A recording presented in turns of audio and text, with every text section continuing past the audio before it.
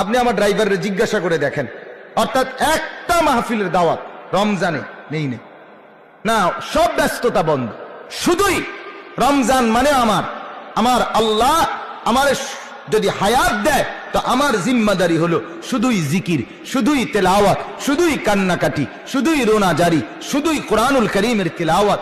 এটাই হবে আমার ডিউটি। কেন? আল্লাহ তাআলা বলে, বান্দা 11 মাসে তুমি বন্দিগি করে আগাইতে পারলা না, রমজান মাস একটা মাস দিলাম, গোনা গোনা আইয়ামাম মাদুদাত। মাওলা বলে, বান্দা ঘাবড়াইস না, একেবারে গোনা গোনা হিসাব করা। 31 হবে না বান্দা, 30 নাই তো 29, এর বেশি যাইতো না কইলাম। তুই গুণনা রাখিস, একটা দিন গুনবি, 30 কিংবা 29 দিন। 30 দিন মাত্র শুরু করবি ইবাদত, চাঁদ উঠলে 30 দিন হিসাব করে গুনাহ ছেড়ে দিবি বান্দা। আর 30 দিন আমার বন্দেগী করবি, 30 দিন পরে আরেকটা চাঁদ উঠবো, তোকে জান্নাতের দিকে রওনা করায় দেব।